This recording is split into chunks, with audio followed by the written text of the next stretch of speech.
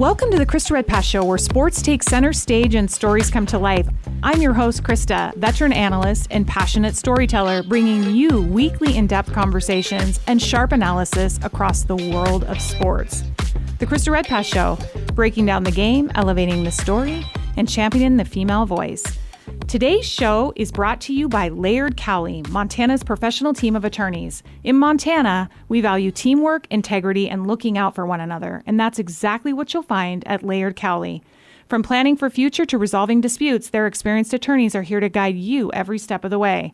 With offices in Missoula and Helena, Laird Cowley, helping you navigate life's legal challenges the Montana way.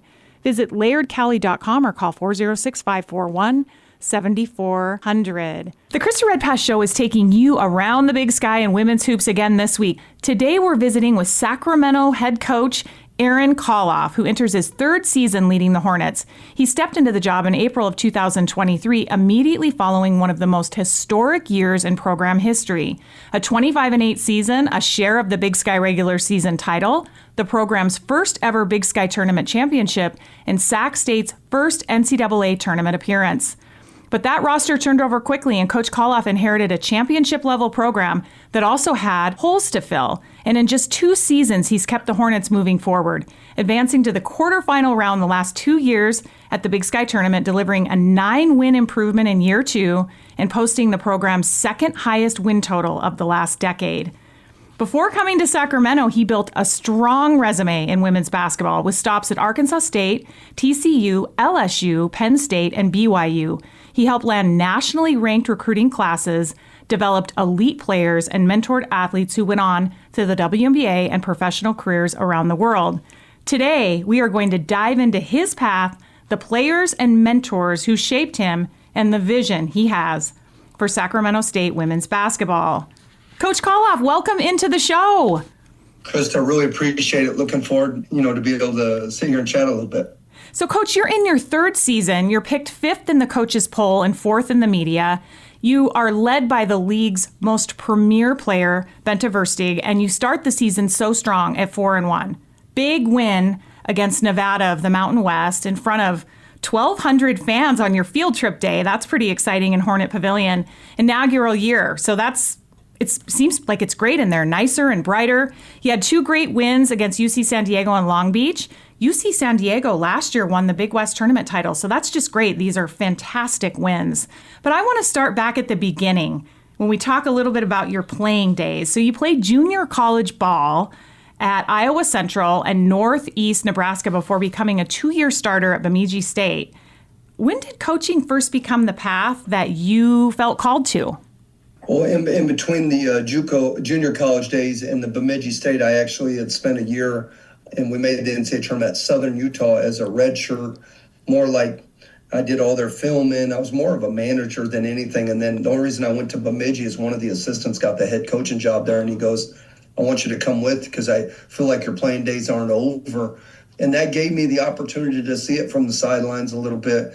And knowing that I wanted to coach in the big arenas and the gyms, I wasn't going to play in them. So I needed to, the next best thing was to coach. And it's something that, we're in year 23. It's been a blessing, and thankful for the journey and all the people that I've, crossed paths with. So you led all Division II in assist to turnover ratio your senior year. That's an impressive, point guard stat. Did that style of play influence how you got, how you're coaching, and you've developed some amazing guards, but did that have anything to do with it? Yeah, a little bit, value the basketball. I feel Yes. like, I was a kid that always, hey, you're a great defender because you play hard on the defensive end. Well, you tend to value the basketball a little more because you know how hard it is. Through my coaching career, the development side of things, the ability to be able to develop the players that I've been able to coach it started with my first job of, being an admissions counselor, assistant dorm director, and assistant men's basketball coach at a junior college, where you had to do it all, but you also then, you got to try some stuff. You got to do a lot of experimenting, late nights in the gym, especially living on campus. I just made myself always accessible to get in the gym and help them. And I felt like that's where the strong relationships built, and I just carried it over through my coaching career. So, Coach Kallhoff, I've also just loved the fact that you are so service-oriented. I picked right up on the fact that when you were at Bemidji State, you were involved with Special Olympics, FCA, United Way. I mean, you have always taken on the task of leadership and service. Can you talk just a little bit about the importance of that? Well, it started with, I grew up, my parents were young when they had me, and I had an older sister, but she was special needs, nonverbal. My dad died early in it when we were young to a drunk driver and stuff. So we got raised, and I essentially was watching how much it meant for my sister Andrea to be able to have avenues like the Special Olympics. And then that carried over for the basketball side, that now that I run my own program, that I do like to give back. I do like to be available. And, my assistant told me the other day, you say yes too much. You need to learn how to say no, because I do stretch myself thin. But I also, the wins are great, but the relationships are where I've seen the most beneficial for me, especially in raising my family, having 3 kids and a wife, and that they like to give back. They like to be in the community, giving back, showing that this place does mean something to us and that we want to be a part of it. Were those 10 years that you spent at the JUCO level, including your head coaching stints at Hill College and Allen County, did they teach you about that? Was there a lot of emphasis on toughness development and building like a program from the ground up? I mean, at Hill College, you produced the winningest season in the school history and were named NTJ CAC Coach of the Year. Like, what clicked for you and what really made that emphasis possible? Well, I inherited a 4-25 program. Yeah, it was just about, actually, my last 2 years, my wife was my assistant. She was working on campus there. It just kind of is like you had to do it all. The laundry, sweep the floor, clean the locker room, all of it. But when you do that, you learn to appreciate and value others and their responsibilities too. There's that quote that, you better value the CEO of a business just as much as you value the janitor. And so over time, I feel like that's kind of taken on the transformational coaching instead of the transactional. Because if you take care of your kids, they'll play hard for you. But they got to know that you care about them. I'm an intense coach. You're going to get coached every day. But at the end of the day, I'm going to be the same person that you're going to call if you need something, or if there's whether it be good job interview, a job you just got, a marriage, kids, somebody passes, like the good and the bad. And that's benefited, our kids have, that, even being at Sacramento State that first year, that tough year, we got better as the year went on because we just kept working. We kept investing into each other. That's the pride that we take, is our teams get better throughout the year. I can't wait to dive into this team. I don't want to breeze over too much of the success you had at that JUCO level, though. Trinity Valley goes 36-1, wins a national championship during your season there. What did you learn from being a part of that championship level machine? Well, we never lost a game on the thing. It's the best junior college probably ever. So impressive. Yeah, there was 10 kids on the team. All 10 went D1. 7 of them went Power 5. I think we had 6 that went pro. 1 was a first-round draft pick, a Duke Bulldog. We just won. We averaged winning by like 30-some points a game. Even in the national tournament, we won by double figures. We had that one loss because people left the bench. They didn't even do anything one time, and we just didn't have enough players to play the next game, and the team went reschedule. So, there's a combination, but the thing that I learned the most there, we had professional basketball players, but we also have a surgeon in that group. We in Crystal Henderson. We have coaches right now. We have player development kids. We had a lot of different makeups, but we actually, that year, we lived in the brand new housing because we were pregnant. My wife was pregnant with our second kid, and we ran it. So we were around every day, and it was fun. Like the Netflix cheer, between Navarro and Trinity Valley that just hit a while back. The guy that runs it, Dante, he was on the cheer team there. So there's a lot of valuable things that came from that. And it's just crazy over the years to see how people have grown up and how successful they've been just from a small junior college. It's so impressive. So you break into Division I after that. You're really, is that something that you wanted to do? Did you always see this as the progression of, okay, I'm going to stay at the JUCO level, but now I'm ready to progress? And Arkansas State was your next stop. Wow. 46 games in 2 years that you won. I mean, that's incredible. And also, I just think that Andrea Gamble, she, to me, is one of the most prolific players. And I remember watching her and hearing about her. In a way, there's some similarities a little bit with Benta when I look at the way she can pass the ball and move. But can you talk just about that Arkansas State adventure? Yeah, it was great. Brian Boyer, I went from a JUCO to being a top assistant at a Division I and walked into a really good roster, but I was also able to recruit the kids that I wanted. I knew Drea pretty well, and as good a basketball player as she is, she's an even better person.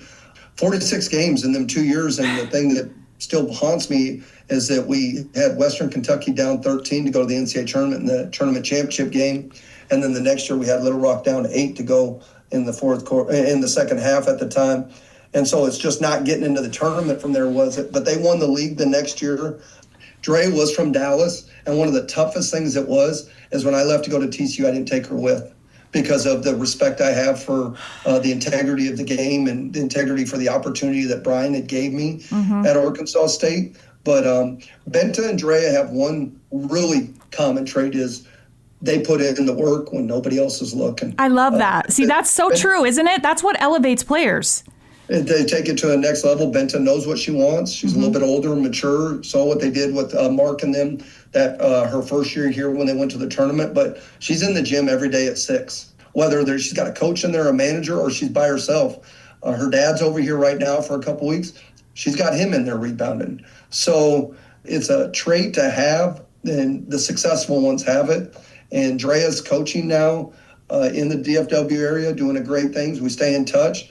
And it's just fun to see when you do the comparison, they are some similarities, but then there is some differences. So, but it's been fun watching Benta's progression since I got here, going from a bench player when I got here, role player, to now being a go-to focal point.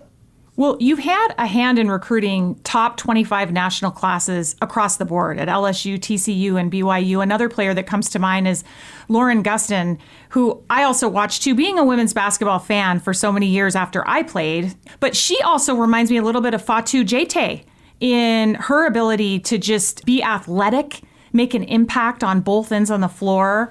Do you have a philosophy as a recruiter? What makes a Kallhoff player? Toughness. And when you say toughness, every coach says that. The ability to be tough, but also bring your teammates with you through respect and knowing how to elevate. Lauren had texted me after our Nevada game, last week, and it was, let's go. Well, that's the mentality she had. She is still single-handedly the strongest player that I've ever coached as far as physical strength and how much she took pride in the refueling of her body and the lifting, and it comes, her brothers were NFL football players, and she was just wired different. But that was a kid that just got a lot done through her work ethic. Fatu is one of the best human beings. You got to remember she was hanging it up at Northern Arizona, medically recovered because of concussions, and then she'll still send me messages. Coach, thanks for loving me, and thanks for giving me the opportunity, because without you, I'm not here. Well, that's a service attitude, but it's also, she's a leader. We have a foxhole here she's the leader of the foxhole. She does all the little things, and sometimes it doesn't show up until you watch the Long Beach game the other day, and I'm like, well, she didn't score much. Well, she had 5 steals. She had 5 steals because she was completely bought into being able to guard 1 through 5. So Fatu's a phenomenal individual that's going to be successful beyond her basketball years. Well, I love hearing that, Coach Kallhoff, because I felt like she was a special player from the beginning. And you're right, medically, she just went through some really tough things. And I feel like you gave her a new beginning and a new start. And she's just really stepped into that. Starting 27 games for you last year, this year I look to her to be a real leader and to just be an extension of this powerful team. You've got the real strong guard presence, But Fatu Jete is just one of the toughest players underneath the basket and really wreaks havoc for a defensive strategy because you really have to take notice of a player like her. Yeah, she just does a lot of things every day. And it's just her ability to show up and take hits and then just keep going. And I identify that if you play in the Big Sky Conference that, obviously Benta has, but that Fatu has and Natalie has and Picton, and they've been successful. They've won in this league. They know what it takes to go to, on these tough road swings to some places that, some kids have never been at. And that's what you got to identify. But when you look, them three kids are three of the toughest kids, not just on our team, but that I've ever coached. And that helps to get through the moments when you're not good at a Long Beach State or you're not, Nevada makes a run or you're playing at Cal and they got some size. So it just kind of is something that we're trying to identify is you got to be a winner on the court and off the court. So, and our staff's done a good job at it. And I give a lot of credit to our assistants. Coach Kallhoff, I want to ask you if you have some mentors along the way that have really helped you, because I really identify with your style and your philosophy, but it feels like you exude goodness. But is there anyone you want to give credit to that helped shape you along this journey? I think it's interesting because I try to not just only lean on women's basketball coaches of, the Vic Schaefers of the world, because I like how he exudes toughness with his groups. But I also lean on men's coaches. Will Wade from my time at LSU, Micah Shrewsbury when I was at Penn State, he's at Notre Dame now, but also the volleyball side of things. I like to see, because my daughter's a volleyball player, I like to see successful volleyball coaches like Katie Schumacher-Colley, who won the national title last year with battling breast cancer, to David Rear at the University of Houston. We were together and neighbors at Arkansas State. So it's not just the women's coaches. It's just in general, been really fortunate to be at some schools that have really high-level football programs. LSU won the national title when we were there. Well, I had all access to Ed Ogeron, but I also would have never did that if I didn't have access to Gary Patterson at TCU, because he was one of the most phenomenal sports minds of any sport that I've seen coach. So, Coach Kallhoff, you arrive in Sacramento State in April 2023. You come in, and they're on the top. And obviously, this is a national search, and they are trying to find the right fit for their program. They're coming off that historic 2022-2023 year, a 25-8 record, first ever Big Sky Conference tournament championship and first NCAA appearance. And then that roster turns over, which we see some, right? We just see that in college basketball. But what is it like to take over a program that's at its peak with championship level expectations, but also facing some losses and needing to rebuild right away? How do you approach honoring that success while maintaining or establishing your own vision? Well, Mark Campbell is one of my closest friends. So watching what he didn't surprise me because he's showing you what he's doing at TCU right now. He's elite recruiter, coach, mind, but he also works and knows how to relationship. I knew it was going to be tough. And it took a little longer for all the paperwork and things to go get through. And so I missed out on a couple kids that could have maybe helped at the time. But it's what it was. I've never lost like that. That was a tough year. But it made me humble, and it also made me appreciate the Bentas who stayed throughout this course. It appreciated the staff. Because I looked at them to halfway through the year, and I was like, hey, guys, watch us. We'll win some games here. And we went on and beat a really good Northern Arizona team at Northern Arizona, won a game in the conference tournament. I said, it's not your fault, guys. We're losing. We're going to get this thing going. I said, I can't do a lot of things maybe right in life, but I can recruit. We will have players here. We will get better. And that's what we continue to just stay the course. But that year was really, really tough. And it was something that was a challenge because I left really good opportunities to take it. But it was the best move for my family. My wife and kids like it here. And so that helps. And now it's the resources that Luke Wood and Mark Core have put in place with having Mike Bibby here and this and that.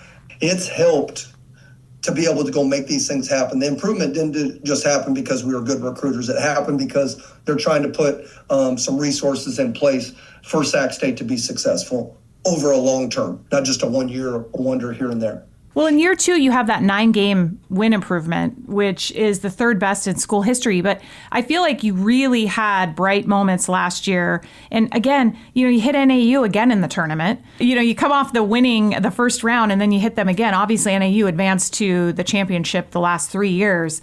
But I feel like there was so much progress last year, and you bring in a player like J.D. Martin, who just had a tremendous year. And I feel like every year, though, things have just been getting better for you, Coach Kallhoff. That's the mission and kind of objective that we've had. If we didn't have, we had some really unfortunate things last year. For the first 2 years I was here, we only had one point guard about 5 games in because Sophie Alonso had got hurt, and she was really good, with Benta. And then we had injuries, and there was just things that we couldn't control. But last year it was at the start of conference, we were doing well, and we were in a great spot. And then JDA got a concussion. Lena Falk got sick. We had 97 games from our top 6 players missed last year at some point, whether it be season-ending injuries, sicknesses. So we just caught a bad break, but everybody always knew how talented this group was. That's why we were able to go to Montana State and win that game, and we weren't even 100% healthy because that was an elite team that Tricia had over there.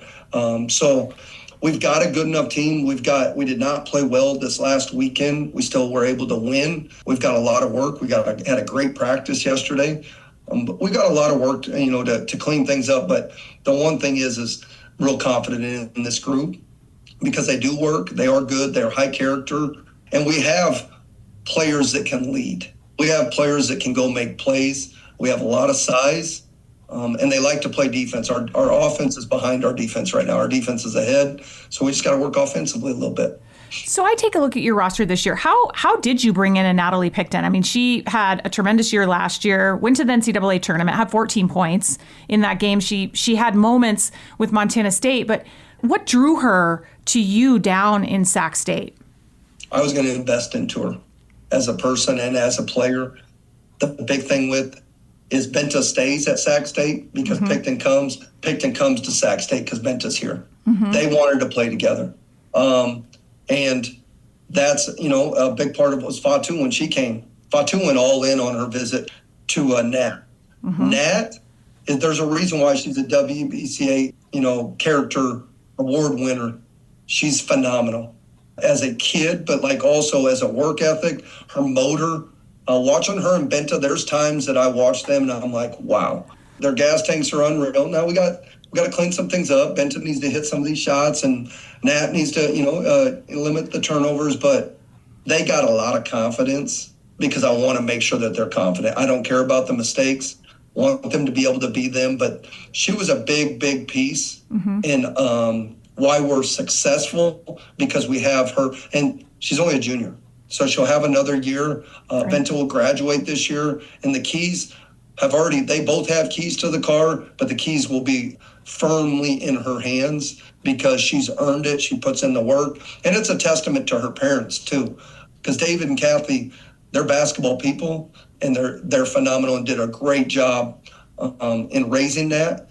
And I think that's a testament to a lot of the players on our team is their support systems that they've been raised in. Well, I don't want to think of a league without Benta yet, so I want to talk a little bit about her because she definitely is a premier player in the league, and I feel like the girl has one motor where it's just going and going. One thing I've noticed with calling her games, though, Coach, is just her intensity.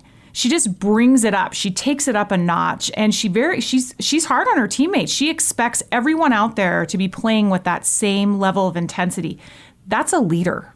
Right, 100%. And there's times that I just have to look at her because I'm as intense as it gets, and I want our players to take on my mentality. And she is intense. But there's sometimes I'll look at her, I'm like, hey, wait till you see the film.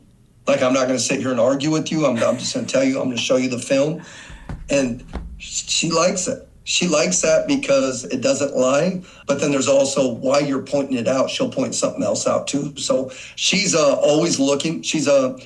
we played Saturday, got back late Saturday night, so we're off Sunday. She's already been in with Dee Dee for film on Monday and film on Tuesday. Already did her 6 a.m. workouts both days. So, like, the mistakes she does make, I really don't concentrate on them, right, because if you're going to put in that much work, it's kind of like the Kobe mentality. Let them roll. And Nat, B, Fatu, a handful of these kids, they have that freedom and flexibility because they do put in the work. Does Benta ever get tired? I mean, does she ever come to you and is she's like, and she did I need to come out, coach? It doesn't happen very often, but you got to remember this is her third year, going on her third year of she had to do it. She led the country in minutes played my first year here. I don't see her and Nat getting tired very often, but then there is times that I notice it, and I'm just thankful that we have JD Mandaquit and that just joined us from the soccer team, and Tali and Ruby that can spare them some minutes, and it's beneficial for them because when they come in, they're coming for it, and that's kind of nice. That's why you've seen in our games, Benta and Nat have made some huge plays late, because while other kids are tired from the other team, that's when they play their best basketball. So I want to talk about Kiana Salavea, who is the transfer from the University of Providence. I mean, we have a big Montana audience here, the Vancouver, Washington product, but boy, she's sure given you a lot of added minutes. And how did you get her to leave Montana? She's that's Katie Penueta's high school. Nice. Obviously, Polynesian population is very, very family oriented, and their culture is, wanting to be family and wanting to find a family. And she had a great situation at the University of Providence, but she wants to be a pro, wants to play Division I. She was going to come here, or she was just going to go back to school there. But J.R. Penueta, KP's dad, was a big, big advocate, to the point where in the first game the other day, I didn't even realize, but Kiana had a bunch of family fly in, and there's so many similarities to how great of people they are. But she came, and she's got some stuff that she's got to work on, but I wanted somebody, so when Anaya Hall, and it was a Glancy last year, and just these post players in this league that are just Grossman and Eggers at Eastern Washington, they get after it. And I had Fatu down there just battling, but Fatu was giving up some size, so we needed to go get some kids that could get, could handle it down there. And Kiana's one of them. She had 12 points at Cal. Yes, really I saw that. Some really strong growth. And her knee's not 100% healthy, so after the season we'll get it cleaned up. But right now that kid is, she's getting confident. So she's part of my leadership council with B, Fatu, and Nat. That's the 4 of the leadership council, essentially our captains. And she's showing it everyday growth. And she'll continue to do so. One other player I want to mention is Ruby Gray. I mean, she's averaging a double figures just early in the season, but I feel like she's really been a player also that has had her moments in your 5 games to start. So Ruby led us in scoring the last 2 games on the road, and she had her come out at career high, 24. She just shot it well, and she did it from 3 in the first half, from 2 in the second half. But that's a kid that has the ability to coach. I mean, that you have the ability to coach hard. She might not be the quickest. Well, she's getting transition layups and keeping her man in front, doing all that. But the kid just plays hard. And she's got, there's a couple of them that have little babysitting jobs in my neighborhood. And it's funny when she had success, how much people just outside of our program that are in the community, in our neighborhood, we're excited for her because she just likes to serve others and really doesn't like to take any of the attention. And so to watch how excited people were for her in that locker room, and she got the Iron Hornet after the UC San Diego game, hit a big shot the other day at Long Beach. That's the fun stuff, because that's a kid, when Summer Hansen left, they were best friends. She could have left too. And she's like, Coach, there's only one place I want to be in. I want to be playing for you. Well, that's called trust and loyalty. So it's a big thing. Coach, I want to switch gears and talk about your family. Your wife, Josie, just tremendous. Your kids, Camden, Calix, and Capri. Am I saying that? She's your volleyball player, right? Is that your volleyball player? Camden is, but Capri's coming up. I thought so. She's your youngest. Just turned 10, and she made the top 12U volleyball team in this area. So she's going to be following her older sister's footsteps. Oh, I love that. So you have some volleyball in your genes here. It just seems like your older daughter too has really jumped on the scene. How is that going? Good. She's a little undersized for outside, so she wanted to go D1, and the offer she had, she would have been a libero.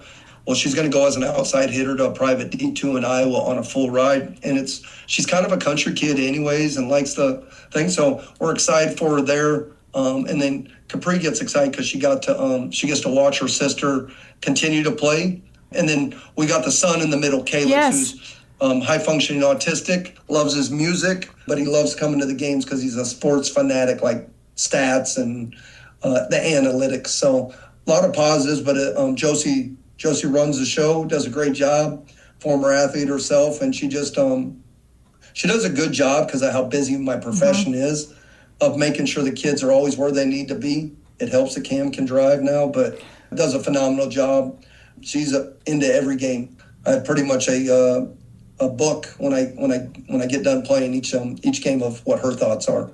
You mentioned your son with autism, and you have been steadfast in bringing awareness to autism with Calyx's cause. How is that going, and where does that stand today?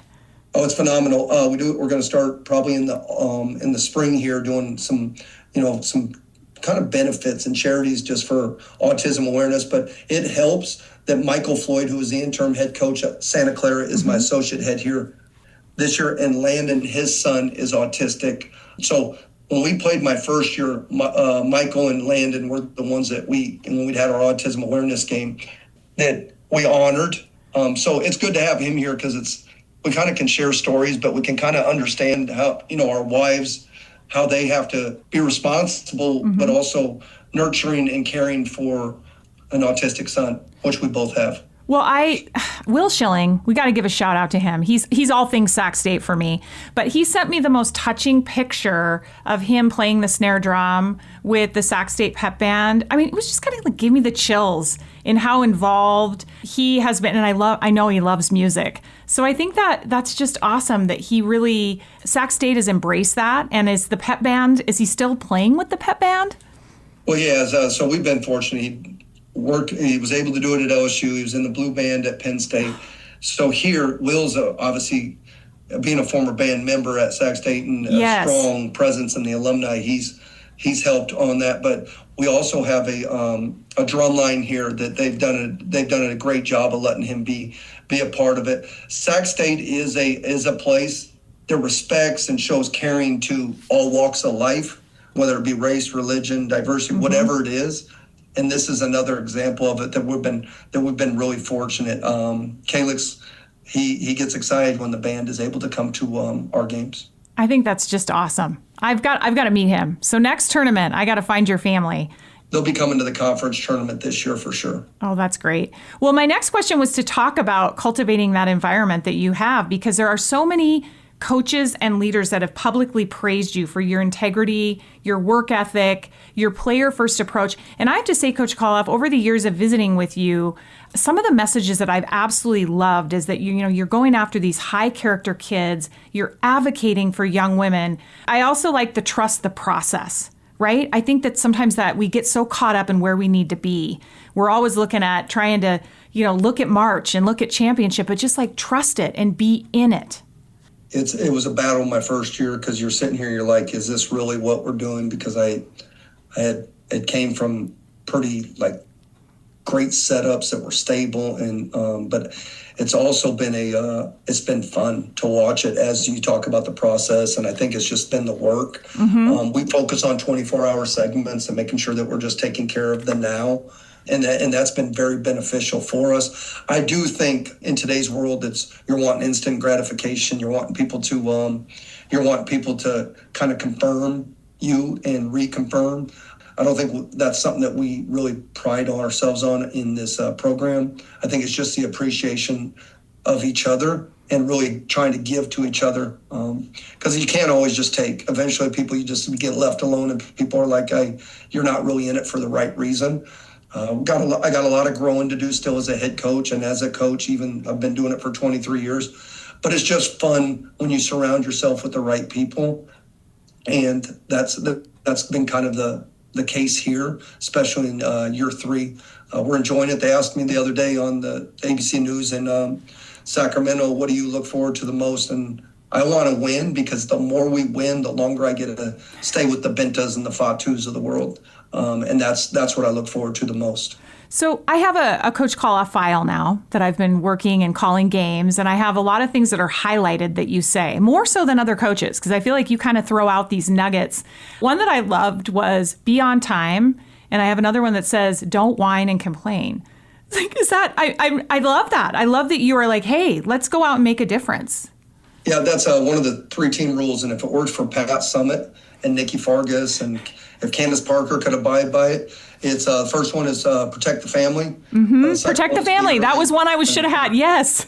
Yeah, and the third is don't whine and complain. And a big thing is protect the family. The family is your immediate family, your team family, the community family, and then be early, because if you're early, you don't have to worry about being on time. And then don't whine or complain. You're playing college basketball. I'm coaching college basketball. I get a lot of emails each day of kids that want to play and want to be here, and that there's no reason to complain. I've had unfortunate situations through my life, losing my dad, my mom, my sister. That's the real stuff. That's the stuff that if you're going to have a tough time with, that's the stuff. But losing a basketball game or this and that, like, that's really not that's not life changing. So we just try to do that. We try to appreciate, and I've tried to appreciate a lot more as I've got older, because I'm on probably the downslope in my age. So we got to kind of learn to appreciate the days, especially when you have good people around you. So Coach Kallhoff, looking around the league, what excites you about this season? And, you get preseason. We all say preseason polls really don't mean a whole lot, but there are some teams that are really making some noise around the league. You with the 4-1 record, but also Montana State, Idaho, and Idaho State are off to great starts this year. But what do you think, the parity in the league? We really produced some good teams in the Big Sky Conference. So can you elaborate on that?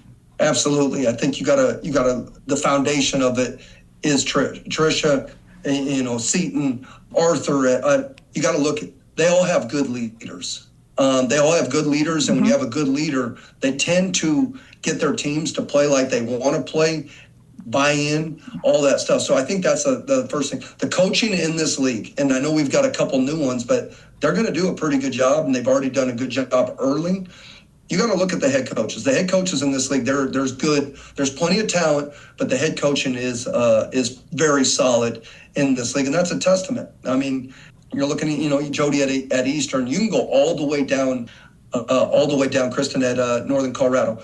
You got to give props and kudos to it, because there's no such thing as an off night in this league. You have to be ready. You got to be prepared, and that's going to be seen this year. Because Idaho State is good. Idaho is good. You can go, Montana State is good. Montana's played a tough schedule. And plus they have, Koenig is one of the best players in the league.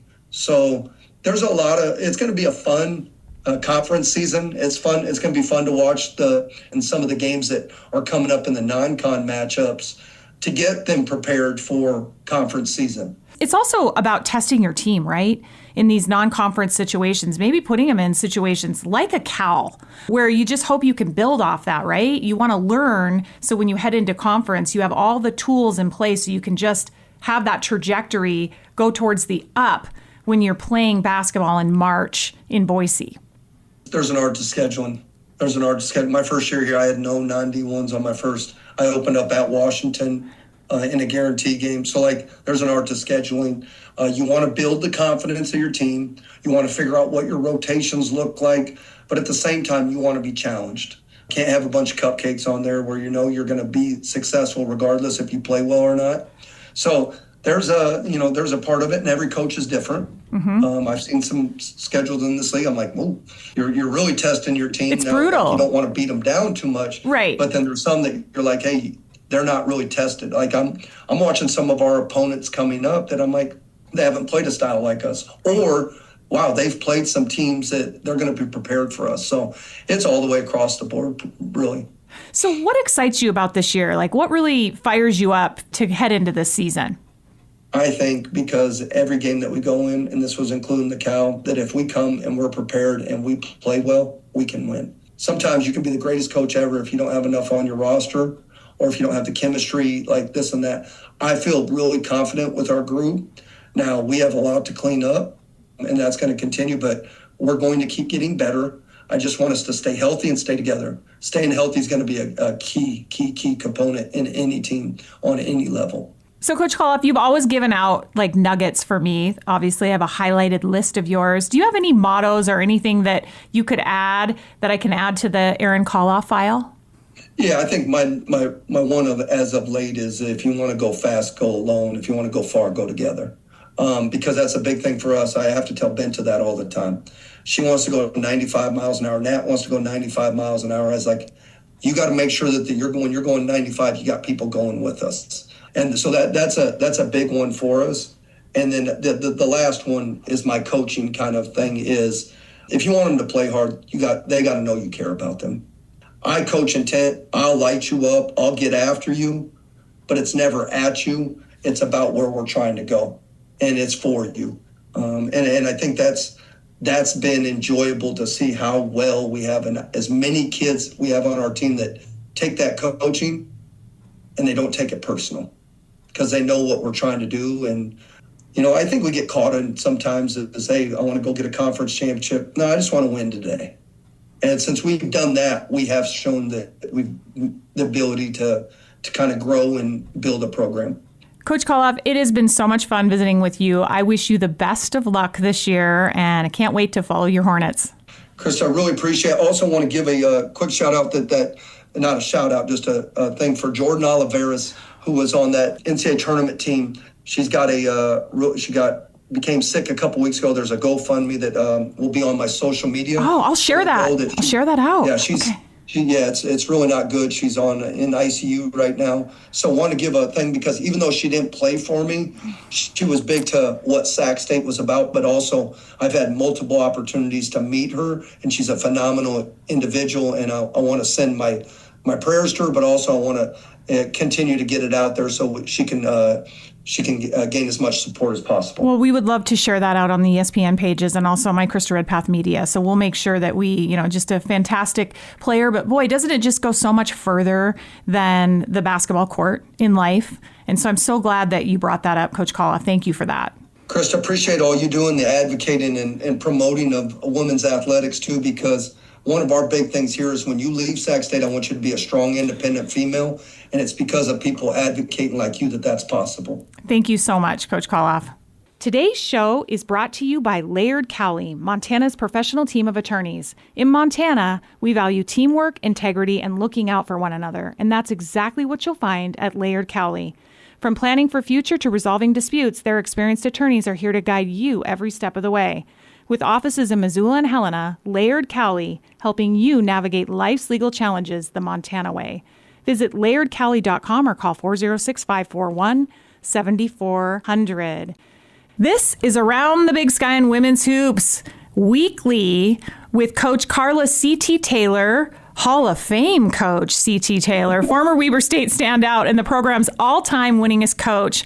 I'm so honored to have C.T. join us each week on the show, breaking down matchups, storylines, and rising stars across the Big Sky Conference. How's it going, C.T.? It's great. Great to be back and excited again to talk Big Sky Hoops with you, Krista. Well, we are in it now, and we are fully into games, and it's been great to see personalities developing, and some teams are having success. You called your first couple games. Weber State's 2-2, but they had, a couple really nice games, especially against Utah Tech. So talk about it.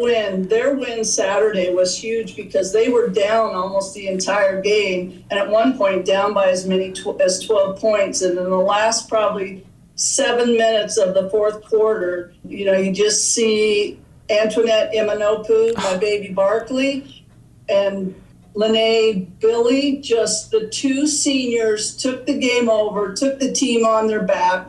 And at one point, the difference in the game, one of their new players, McKenna Schaefer, gets thrown out of the game. And there was two technicals or 2 What? technicals in the game for kind of like taunting. I guess that's a point of emphasis for the officials this year.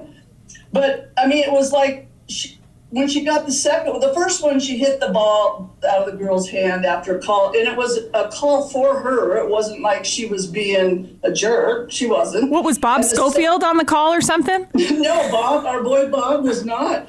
But Kyle was calling it. Okay. Kyle Bacon, who's a great official, but it has to be a point of emphasis. Anyway, she gets her second technical. She gets ejected from the game, and their team, it fired them up. They went on a run. I mean, putting up 82 points, but, Weber State wins 82-76, and Billy Lene, 23 points, Emma Nopu, 12 rebounds and 22 points. So your baby Barkley definitely did go to work. Right, and she had 16 rebounds in their game against UC Davis, which UC Davis is a really good team. I watched their game against University of Idaho, that University of Idaho lost as well. UC Davis is legit. They've got some really nice players. Well, how was Coach Gentile Jackson after the game? She was excited. And, her new associate head coach, Yowzi, she came from Utah Tech. And then they had one of their players, Willardson, transfer from Utah Tech. So it was a big win for those two. And I know Yowzi was psyched after the game. So happy that they won. Those are hard games when you've left a program, gone to another one, and you can see the competition. They're really gelling, and I love to see it. So now they continue their trek around Utah. So they go to Utah Valley, they go to BYU, and they go to Utah. Yeah. There's a little bit of an uphill battle for Weber State here in the next couple weeks. 3 really tough games for Weber State. Utah Valley is really good.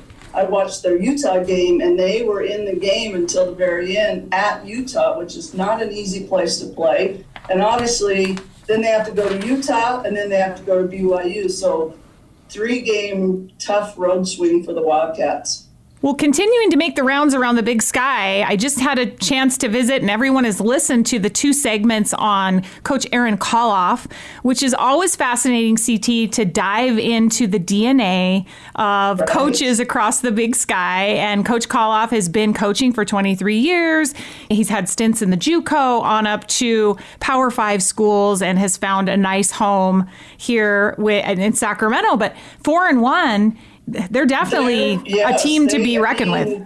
Their last win at Long Beach State is huge. I mean, there's some big wins in the Big Sky this week, and Sac State getting a win at Long Beach State. It was close. I watched the end of that game. Man, they're 1-2 punch with Versag and Picton. And I think having Picton now at the point position more allows Verstag to be a scorer, and she frees her up a little bit to do what she does best, and that's score and create for her teammates. Benta Versteg just kind of has one speed, right? Yeah. I mean, we've noticed that with calling the tournaments. I mean, she really is a force out on the floor. She never really gets tired. She's tough. She is very tough. A tough kid. Yes. I mean, she gets knocked down to the floor. She gets right back up.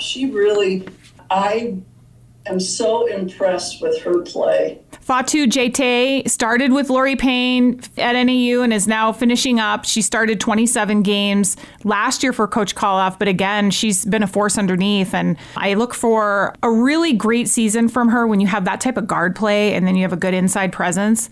Sac State is, we've talked about it, how good they are and how much depth they have and how many weapons that they can count on.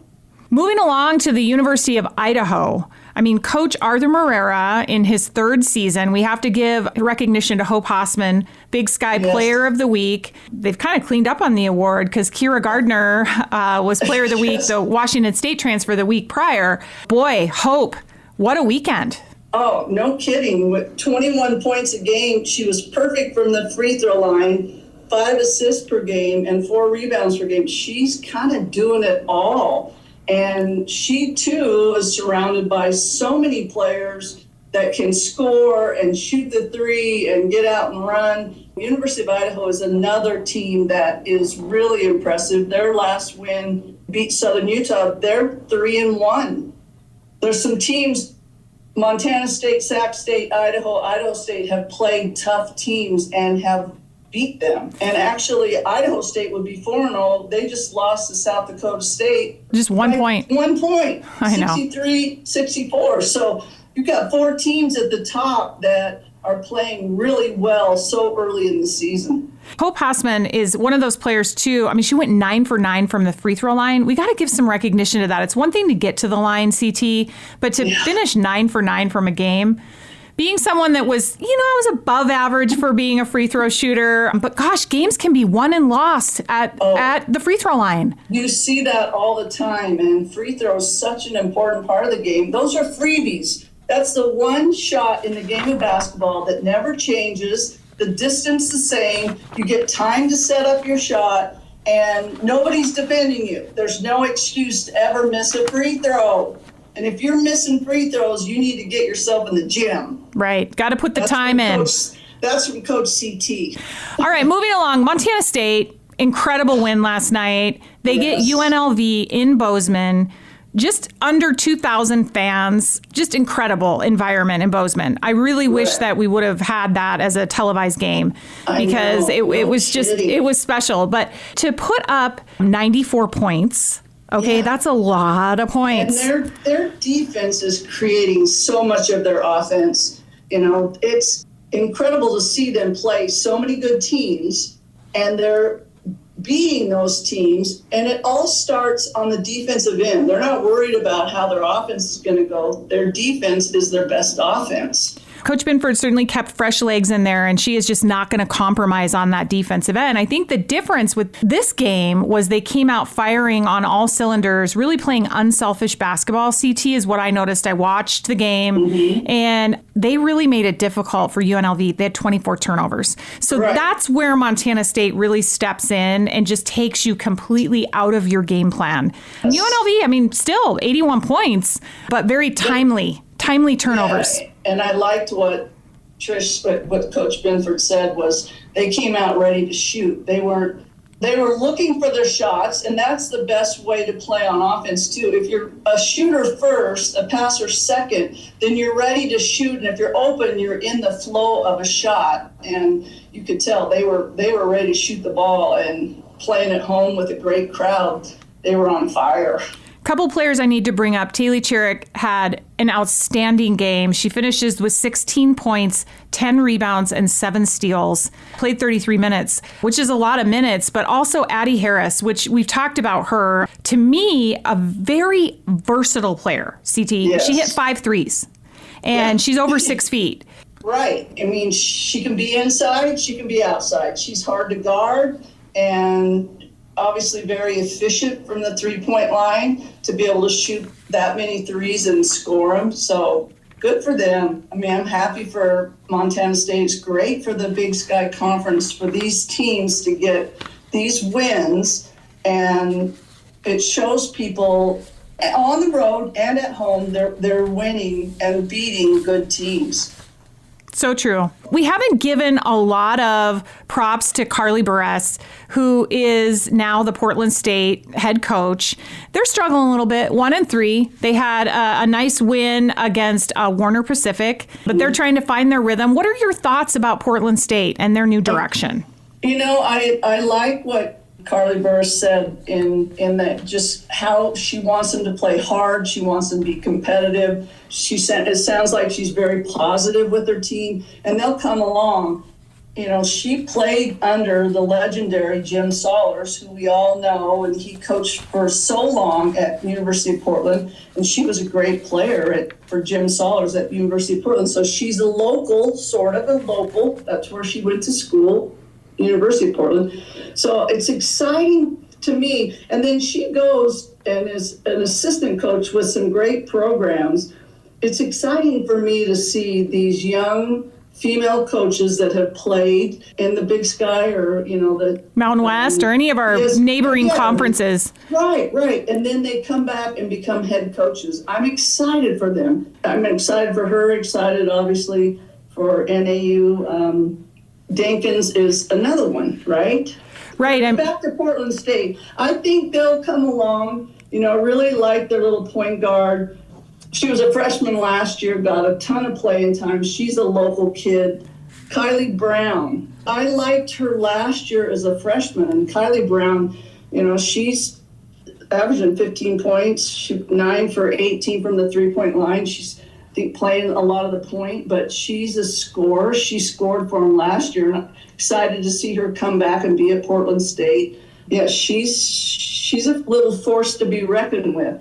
Well, I'm certainly rooting for her. I mean, Burris comes from, UNLV. She spent 4 years there where she had a lot of success. I mean, they were regular season and tournament champs for 3 years there. I mean, there was just a lot of success. And again, she's got to find her footing. I think one player I mean, how do you not love this name, Hannah Chicken? I think that's such an awesome name, but she's been in double figures the last 2 games and she's gotten a little bit, hot. She was 5 for 6 from the floor, but pay attention to Chicken. Plus she's got the best name ever. Yeah, she got a good name. That's right. You could taunt a little bit with that name, although we don't want to bring that up. Taunting is a point of emphasis this year. I'm not sure about that. We're going to have to find out some more information about points of emphasis for taunting. I know. I'll ask next time I see an official, but yeah, we need to find out. Well, Laura Dinkins, 15 years of D1 experience. She helped NAU to their lone NCAA tournament in 2006. She earned the All Big Sky Defensive Player of the Year in 2007, All Conference Player. She goes over, she plays abroad in Netherlands and Germany, and she returns now to NAU where she coached under Lori Kelly.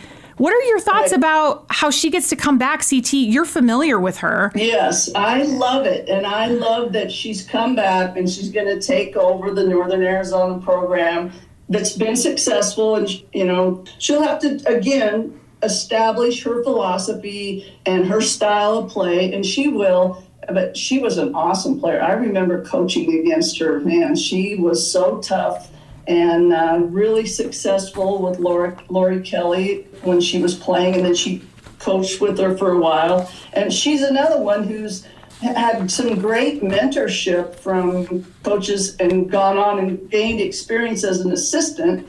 And now back to her alma mater. I think it's great. And I love to see these young women coaching women's basketball. CT, thank you so much for joining me this week and every week. Today's segment is brought by Peter Hamill and Vertical Raise, your premier online fundraising platform. There is a lot of competition in the fundraising space, all with good intentions. However, there are some real tangible differences. Now, having worked with multiple systems, being a high school parent, ease of use and a user-friendly interface are 2 differences with Vertical Raise compared to competing products. A clear, concise message with the best technology interfaces. To learn more about Vertical Raise, visit verticalraise406.com. All right, CT, we're on to the games of this weekend. I think there's some great games. Excited to watch some more, and just such great basketball going on in the Big Sky so early in the season. It's going to be a great year, and I'm totally psyched to watch this week. All right. Well, we'll talk to you next week. All right. Thank you. Thanks as well to Aaron Kallhoff, head coach for Sacramento State women's basketball program, for the insight and for taking the time with me today. And thanks to all of you for listening. This week's episode is brought to you by Layered Cali, your trusted partners in life's biggest moments. Just like in sports, the right team makes all the difference. Learn more at layeredcali.com or call 406-541-7400. Coming up next week, a great conversation with head basketball coach for the Lady Grizz, Nate Harris, in his first official season.